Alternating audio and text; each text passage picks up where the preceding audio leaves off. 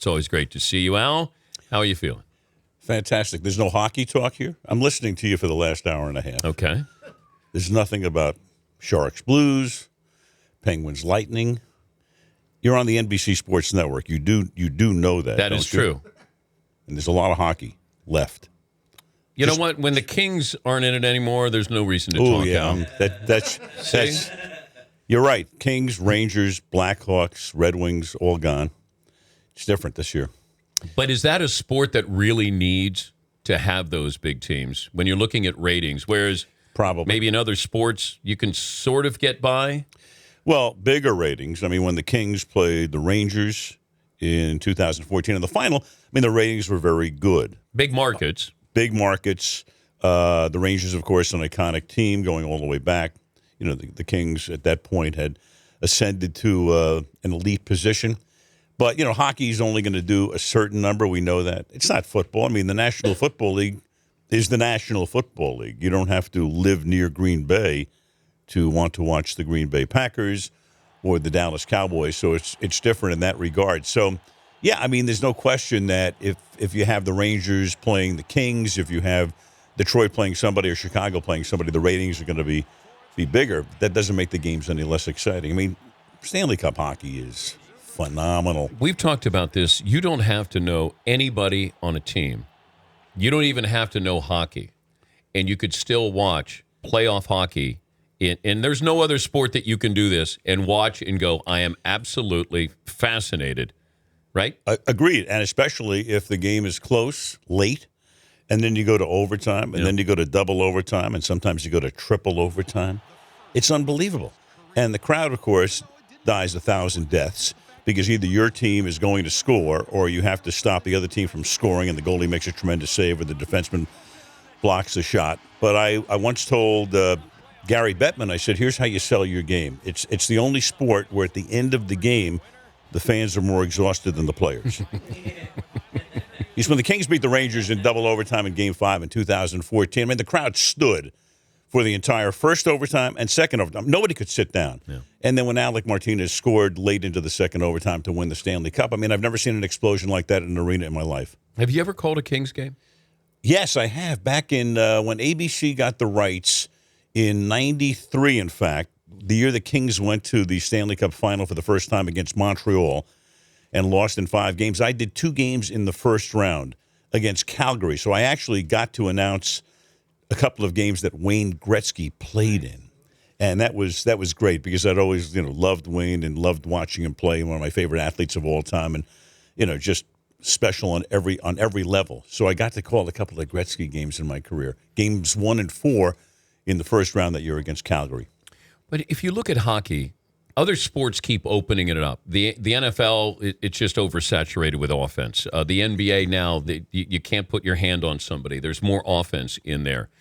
Baseball, we had sort of the home run craze, and I think that they're still trying to do something to bring that back. But with hockey, we haven't really opened it up. And you look at it used to be opened up with Gretzky, where Gretzky says, I don't know if I could get 50 goals now at my peak.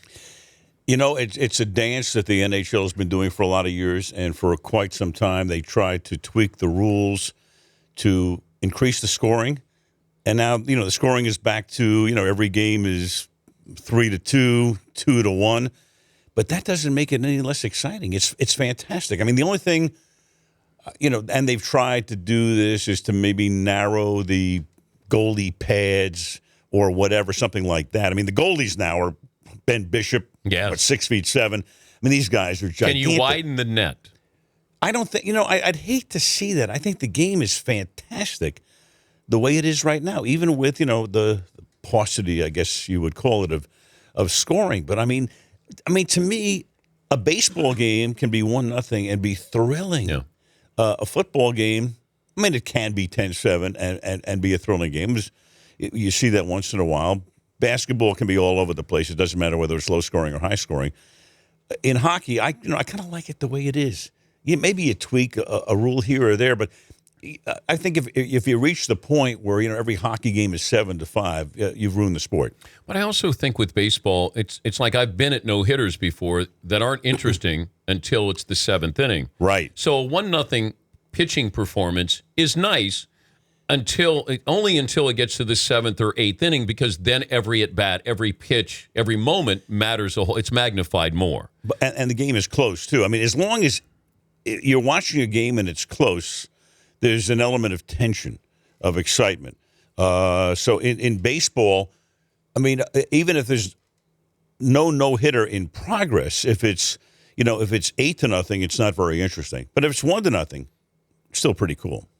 Have you ever got lost in a game with watching somebody almost as, because I think that's remarkable when you watch a game. You're a fan, but you can't be like or an analyst can be. You have to maintain sort of your composure there. Yeah, you do. But when you're broadcasting a game and you're doing play-by-play, you're really into the process of what you're doing, the communication with the truck. So you're not sitting out there as if you're doing a game with a tape recorder in the stands. I did 40 years ago, and I'd sneak into a stadium and try to learn the craft. Now, you got the headset on, and you know how it works. I mean, you've got the producer in your ear. You've got replays. So you're in the process. So you're more into what you're doing in the telecast than sitting there as a fan and watching the game. But I go back to that Super Bowl with Seattle and New England, and I'm underneath the goalpost because I have to go on the field to hand out the Super Bowl trophy, and I'm watching the game, and I kept thinking, as soon as the play happens with the interception with Russell Wilson, I thought of you, how you're calling it, because I can't hear it because I'm ready to go on the field, and I'm thinking, how could you not react the way I did, where I went, I can't believe he's throwing the ball. Well, there was a part of me that, it wasn't that so much as you have a guy who might have been number 9 on the secondary depth chart at the beginning of the season making the interception, Malcolm Butler. And when he made the interception, and I was able to think of his name very quickly, and I was lucky in the sense that he'd been involved in a couple of plays earlier where, did Kearse make the catch or not make the catch? So he was fresh in my mind, and you just hope at that point that the guy's name comes into your mind. And I reacted like a fan, too. I think I said unreal. And to me, I think, we've talked about this in the past. It wasn't so much that Wilson threw it, but it was the actual play itself, over the middle. I could see, and not that I'm thinking about it at that time, but in retrospect, you go back to Russell Wilson, mobile. He could run it into the end zone himself, get him out on the edge, throw it into the corner of the end zone, and if it's incomplete, it stops the clock. You still have 2 more plays. So I was not of a mind that said, hey, Lynch had to carry the ball. Yeah. No, I didn't. I thought in that regard, I understood maybe throwing it, but not throwing it over the middle to lock it. And you've had those moments. You had Roethlisberger's throw in the corner of the end zone as well. To Holmes, right? Santonio Holmes. Which was, that I still marvel at how that sort of played out and how Roethlisberger was not the MVP of it. I don't know if there's been a better 2-minute drive in Super Bowl history. I don't. Maybe you could refresh my memory on it, but what he did, how he did it, right after what Arizona had just done, sure. And then Roethlisberger comes on the field. Maybe Brady versus the Rams, but he didn't score a touchdown. They just set up the field goal with Vinatieri. So, well, I thought the Holmes play was fascinating. I mean, Holmes had a tremendous day. Roethlisberger led that drive after Arizona had taken the lead. I think the amazing thing about that play, and we talked to a lot of the Steelers subsequent to that, and Bruce Arians was the coordinator at that point. I think Holmes was the 3rd or 4th option on that play. And not only that, if you look at that play, and there was a picture, I think on the cover of Sports Illustrated, where there are 3 Cardinal defenders around Holmes. So not only is Holmes the 3rd or 4th option on that play, he gets his feet down, barely in bounds, and you've got the Cardinals covering the play. So that was. I think you're looking at it right now. I mean, look at that. You see the 3 Cardinals are there, and there is Holmes able to make the catch and get his feet down. It was phenomenal. But he throws it in a position where if it's in, like, Holmes is the only guy who can get it. Right. And that's what brings me back to Russell Wilson. Correct. He didn't put it in a place where if it failed, it couldn't haunt you. Well, he's throwing it over the middle. He's throwing it into traffic. Crazy. I mean, Russell Wilson is not the tallest quarterback in the league, and he's throwing a slant. Whew. Well, look, we can second guess this like crazy. But that's why we love sports. We have all of these wild and crazy plays and unbelievable endings to games. And, that's why we keep coming back year after year. He's Al Michaels. Can you come back? Can I come back? Like, where am I going? Well, I'm going to buy a watch with Jerry West. You don't have to leave, but would you like to stay? Let me tell you this. I'm watching CNBC this morning, Yes. and there are these new overtime pay rules that go into effect. And I'm watching the Labor Secretary, Thomas Perez, talking about, the increase in overtime pay. And all I could think about were the Danettes and how you guys are going to really benefit from this. But don't you have to put in a full day Because what does get it take, overtime? like 85% of the budget? Wait, they don't put in a full day to get overtime, These guys have been Al. up since 3 o'clock in the morning, making you look good. And then they're going to go to bed here in about 45 minutes from now. And I want to thank you for getting a makeup artist, in a manner of speaking, and some food. I had no chance to eat anything at home, so I had a banana and a protein bar. The Danettes have something for you coming up. They do. Yes. Yeah. Well, like what? Rich Eisen's regifted champagne. Ow, it's right there. There you go. It's called a tease. Do you understand how this works in this business? I've heard of that. It's a tease, and then you go to break. Oh, my goodness. Teaching Al. See? You can teach an old dog new tricks. Thanks. All right, continuing with Al Michaels, the voice of NBC Sports. You don't know what's on, what's off. Yeah. Everything is on. Okay. When you have a microphone on, right, just assume that it's on. Here we go. Yes. You're still on the air, and I'm still here, right? Yes, you are. The play-by-play voice of NBC Sunday Night Football, Al Michaels, joining us. What about football in Vegas? I like the idea. I really like the idea, number one, and I saw Gary Bettman at a luncheon in New York yesterday, and I said, hey, if I was ever to invest in a team, I would like to invest in the Las Vegas NHL franchise. I think it'll be terrific. First of all, Las Vegas is a fairly large metropolitan area. It's larger than some of let's take the NFL. What did I read the other day? It's larger than, obviously, Green Bay, than Jacksonville, and a few other areas, too. You've got a ton of transplants who live there. I think, 100,000, 200,000 visitors at any given time. So when your hockey team comes in, and they built a brand new arena, which I understand is terrific, and you only have to sell 18,000 seats, not 65,000. So I think hockey in Vegas will be a major success, and football will too. I mean, the NFL can go almost anywhere right now and sell out. You're selling 65,000 seats times, 8 plus the 2 preseason games. You should be able to do that in almost any metropolitan area.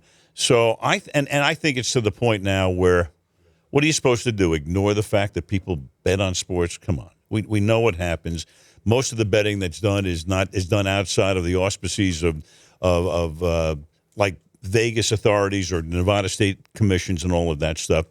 So I think the NFL would be tremendously successful in Las Vegas. The NFL would be, as I say, tremendously successful no matter where they went. I still think Mexico would be a viable option. Well, yeah. I did 3 or 4 preseason games in the ABC years, 3 of them in Mexico City and 1 of them in Monterrey. Oh, they love. I mean, I did a game in Mexico City at the Estadio Azteca, probably in 1995 or so, where they had 114,000 people, and they loved the Cowboys. I mean, the Cowboys were their team. And then we did a Cowboys-Chiefs game, I think, in Monterrey, maybe in 1999 or so. They love it. Oh, there's no question that that Mexico would support the NFL, and it is time zone friendly too, as opposed to what might happen if a team was based in London or Hamburg or Frankfurt or someplace. The Danettes have a pitch for you. Yeah, Paulie. This was one of the biggest reasons why we came to Los Angeles this week, aside from me doing Sports Jeopardy. Yeah. But Paulie said, we have to get to Los Angeles. This can't wait any longer. So, now, Dan, Paulie? we, on behalf of all the Danettes, this is all our idea. Now, Mr. Michaels, we love having you on the show. You know how much we admire you. We always think you're the most interesting man on earth. Whatever that guy is for Dos Equis, he's an amateur. Now, we've always had an idea for an actual TV show called Steak Night in Almerica, right? Which is going to be awesome whenever it happens if you decide to do it. Now, I know you're a busy man. It's going to be hard to get you. I have to eat dinner every night, so far that I like this idea. All you do is sit there and eat steak and talk, and there'll be cameras, and it's really easy, and you get paid a bunch of money. What do you like? You like that so far? I'm all in. I'll leave the tip. Okay. So that's yeah. I mean, you got a pop in for Craig's with Rich. I understand that. Yeah. Thank you for inviting me the other night, which you didn't. You weren't there. But what's your, I know I was. I was in. Well, but I would have. But Stayed. I don't want to make you feel guilty by inviting you and you're not there. Can I invite you maybe to Toscana? That's your restaurant, right? Mr. That's Michael? of course it is. Yeah, we've talked about that. And if you're going to get a pop in for Craig's, we're going to get one in for Toscana. Absolutely. Right now. So Okay. it sounds like you're interested in this TV show. Very. Second part of our dream as Danettes, we've always wanted to go out to a steak dinner with you. And again, you're a busy man. It's hard to pull off. Well, today we've solved both problems. To sweeten the deal, guys, bring it in. It is steak night in Almerica for breakfast. We have had your steak dinner that you have at Toscana. Oh, you're kidding. It's cooked How great is this? and ready to go. Wow. So if you guys want to go up there, Al, you want to take your seat up there. Do I get up here? Oh, look, what the hell is this? This is your... Did we bring everything that you need? This is like perfect. This is perfect. We've been working on this for weeks. We have your exact order. Yes. But this is what I'm going to have tonight. It's okay. Well, it's fine. You can have it twice. Oh, this is fantastic. And we got Chef Hugo. Oh my God! this. Look at this. See? Oh, Steak night in Almerica.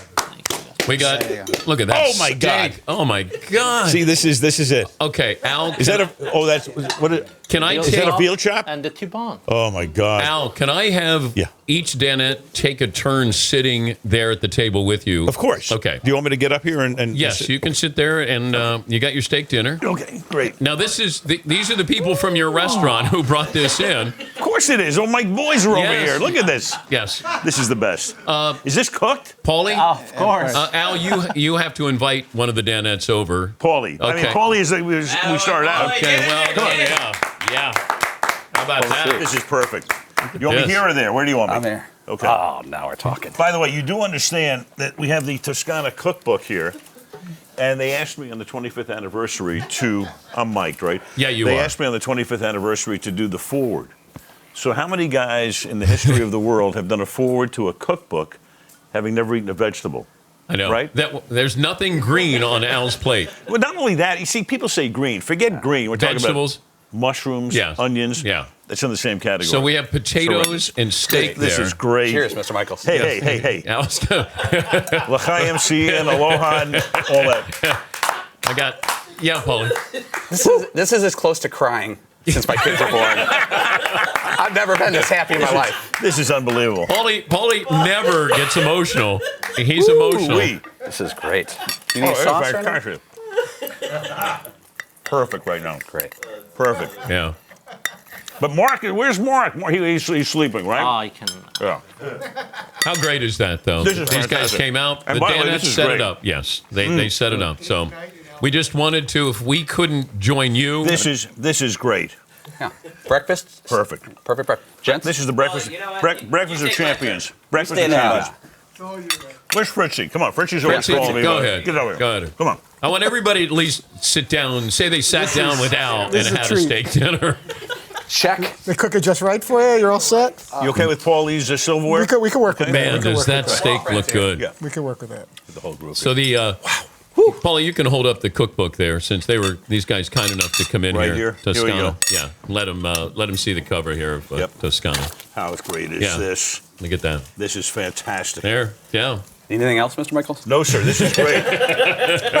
so we're going to make this, what, a daily show? Whatever you like. Nightly? But imagine We're following you. imagine Whatever if you you can do. go to these NFL cities, Al. Let's say you go to Seattle, go to a steak house there. You sit down with Pete Carroll or Russell Wilson. You have dinner with them, and you Perfect. talk about steaks. And it's called Perfect. Steak Night in Almerica. Steak night in Almerica. Steak night in Almerica. Sold. That'll be your greatest gig ever. Well done. Sold. This is. I love this idea. Al, I'm going to continue to do the show. I'll let you You are? finish your meal. This is fantastic. And, yeah, Paulie. I officially believe in miracles. What's better than this? And by the way, how's this playing on radio right now? You know what? But if I'm telling people, just imagine the best steak you've ever seen. This is so good. And and they're listening to you eat steak. Nice bottle of red wine. Yeah, what are we drinking there? Yeah, Fritzy's there with you. I didn't realize how good steak could taste at 5 o'clock in the morning. This is really. This is phenomenal. All right, we'll come back. We'll resume Guys, our this is regularly the best. scheduled program, and we say thank you to the great Al Michaels who joined us here in the Man Cave. This is the Dan Patrick Show. My thanks to Toscano. Thank you guys for coming in. We appreciate it. Thank you. see We'll you be back tonight. after that. Al Michaels having dinner at 8:30 in the morning. Full dinner, steak, potatoes, wine. Perfect. Living like a king. Now, are you going to expect this every time you come here? But of course. Okay, good. All right. Paulie, just so Like, you know. why do you think I'm here? Yeah, Paulie, just so you know. I'll take care of it. The people from Toscano have to, help us every time. But Al's a steak guy, and he also has seafood. Now, what's your policy, steak and eggs for breakfast? How often do you do that? On the road, maybe once every 2 weeks. I used to do it all the time, but now it's like, if you know you're on the road and you want to have a steak at night, so you don't want to like overdo it. Like, for instance, having steak now for breakfast tonight will probably be seafood or pasta. Okay. Do we throw off your entire schedule? Not really, no. Look, the whole thing is not just steak. I mean, it's pasta, it's fish, it's just no vegetables. Mushrooms are the worst. Cooked mushrooms are that's the worst. Paulie, is there any other questions for Al? Can we assume that if Steak Night in America, Al-America. Steak Night in America, if NBC Sports, NBC Al Universal, Jazeera will cover this, right? I think it's a go. I think it's a go. Steak Night in America, thumbs up. Oh yeah. I mean, are we talking weekly or nightly or what are we talking Weekly. about? Weekly. Once a week. So each city you Right, go you- into, Right. let's say you go to Dallas. Nick and Sam's. Yes, you Okay. go in and then Of course, there you go. You have Jerry Jones come over, Of course. and then you have steak. Or Romo. Right. Yes, right. or Romo. Right. And you each city you go into a steakhouse. Like Right. Chicago. Be perfect. Meanwhile, what do? We close it down so we can do the production? I mean, Yeah, if no, you we'll go cordon in- it off. We'll cordon it off. They're going to get the exposure there. They're going to love it. It's like one of those other cooking shows. I'm all in. Who's going to book all this stuff here? Paulie will. Everybody's doing it. Yeah, Fritzy will help. Good. Yeah, we've thought this out, Al. When do we start? You see this in prime time, or what are we talking about? Fringe or I don't over the know. air or I don't know. cable? What are we talking about? Well, NBC gets first crack, but Esquire Network, whoever wants to make this out. But, like a nice. Esquire Network? Yeah. Oh, perfect. Okay. Well, all you have to do, you provide us. Yeah, lifestyle. You provide us a list with all the celebrities Crackle? that you want to interview. There you go. Yes, Yeah. Why not? I can do that. But I think during the football season, Al, Yeah. we got 16 stops. There's a postseason stop or two. Right. And all of a sudden, we got 20 weeks worth. You're telling stories, and you're having steak, and you're talking So- about your love of steak. You interview the chef. You go into the kitchen. Like, we got it. I've given this way too much thought, Al. And you'd be over my shoulder, right? So I'd have to kind of, I'd have the guest here. No. You would be like our Guy Fieri. You would be speaking to whoever is there, the chef. The camera would be just eavesdropping. Sold. I'm all in. No, I can tell. I can love tell. this. I think Toyota. I had dinner with a lot of our Toyota sponsors. So we're lining the up people the other sponsors night. already? I like I it. see Toyota coming in here. I see branding. I think this will be branded. All right. Okay. I can get Callaway. Callaway. Yes, absolutely. Who else do we want to throw in there? We want to throw any of the pops in for anybody else? McLovin? Shouldn't all this be done off air and not? Don't Not you- really. No. This whole show is like off air right now. Every time I come on this show, it's like, are we on or are we off? What are we doing? I know. A couple of your cohorts have gotten caught with their microphones on and didn't What else realize. is new? Yeah. Peter King. What did he say? Oh, well, you can't say what he said because he. Well, having been on Howard Stern a bunch of times, right? I'm used to. But you're never know. careful when you go on Howard Stern. You have to be Yeah, because you're not- you can end your career. Yes, you're not. You don't use colorful language when you're on there. I not too often because people are not used to hearing that out of my mouth. So But wouldn't a curse word sound great coming from Al Michaels? once in a while, Like, only once in a while. like, do you believe in BS? Oh yeah, I believe in BS. Trust me. Plenty of it. Plenty of it. By the way, from sun to rain to snow and everything in between, Continental Tire is engineered to tire for what you do. See, Continental Tire, you on the road with Steak Night in Almerica. Bam! Bam! There you go. I got it. I got this, man. For more information, location of a dealer near you, visit continentaltire.com. Continental Tire for what you do. I am going to be completely transparent with you. Yes, I'm sir. like the NBA with their officials. Right. I had a meeting on Monday with a TV You're like person. Donaghy, right? No, never mind. No, Tim Donaghy, no. No, okay. I'm not a rogue official. right. I did have a meeting. Yep. I took a meeting with a network person, Your people and their people. and I did bring up steak night in Almerica. And They loved it. really? And they said, "Is Al in on this?" And I said, "Yes." And they said, "Are you sure?" And I said, "Yes." So it's not green lighted or green lit, but it's in the developmental phase right now. Now, I would like to add a Kardashian element to this, though, because you got to Right. make it like there has to be a little drama in this. Okay. So Yeah. So, so you want all of the Kardashians in this, or just you pick one. How about Caitlyn Jenner and you traveling the world, having dinner with athletes and steak? What could go wrong? Well, Exactly, nothing. you want my career to come to an end, don't you? You really do. By the way, Are you coming to Rio? By the way, I was going to ask you, are you nervous about... Can I sit over here for a second? Yeah, you or can. What? Okay, all right. Yeah. I'm sorry. You You were my turning neck your... is all. Yeah, I'm sorry. That was great. All right. I'm going to take. That's to go, right? Yeah. You don't want me to feed you while you're sitting there, do you? No, I'm fine. I thought we'd do a little limoncello or something, but we'll get that. Are you nervous about Rio? No. Now, every Olympics, this is the 9th that I will have done, and there's always something. L.A., traffic, smog, everything is terrorism. Don't forget, in London, one of the stories leading up to the London Olympics was they're going to put rocket launchers on top of apartment buildings, and they're going to sweep the Thames, for bombs, whatever. I think back to Sochi. So remember in Sochi, you had this whole run-up where, oh, my God, it's going to be terrible, terrorism, Russia, blah, blah, blah. So the only wife who came to Sochi was Holly Collinsworth, because Holly will do anything. She's not afraid. She's not afraid of anything. But Linda Michaels, Jill Costas, your wife, everybody else got scared away from coming to Sochi. So the only thing that happened in Sochi was Bob got pink eye, and you got the flu. Yeah. That was the most insidious things that happened.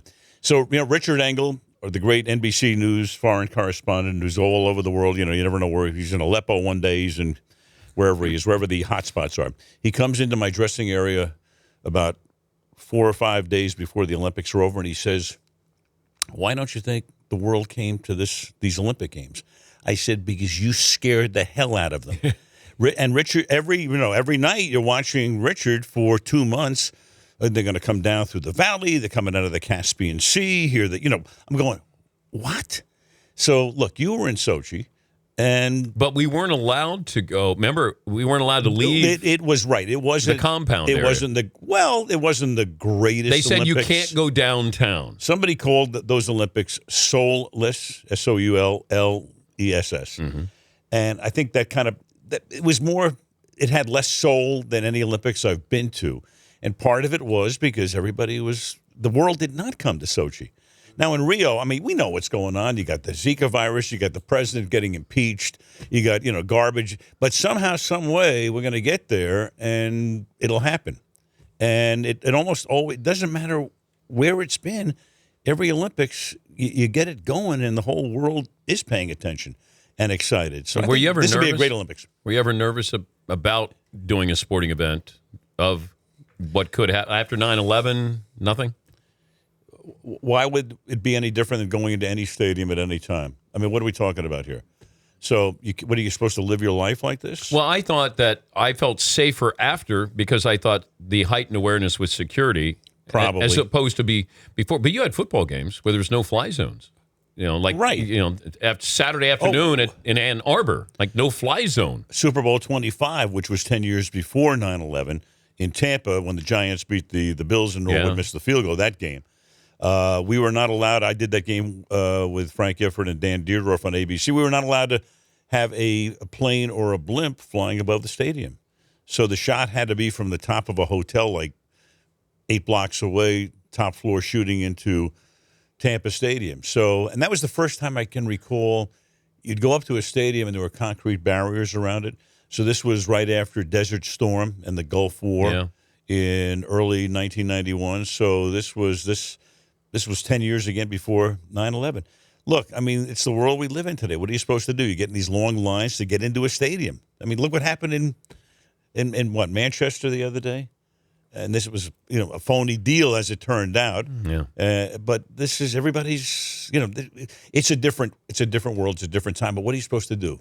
Go in with chewing your nails? You can't do that. I got Sports Jeopardy out here. Danette's going to be on the show coming up tomorrow. But I was curious, as great as your memory is, as much sports as you've done, if I just said categories are baseball, football, basketball, and hockey, Yeah. how would you fare against any other sportscaster that I would put you up against? My memory? I'm sorry, your name again? Yes, exactly. It's Chris Berman. Right. Hello again, everybody. Okay. So how would I fare if Let's say you and Costas. Who else can I throw up again? How about Jim Nance, Costas, you? Right. Sports Jeopardy. And who would?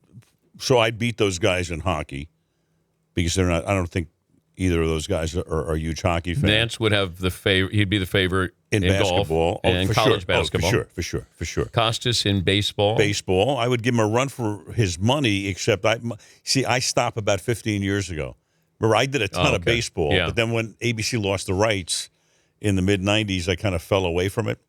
But I'm really good between like 1965 and 1995. But are you a I'm really trivia good. guy?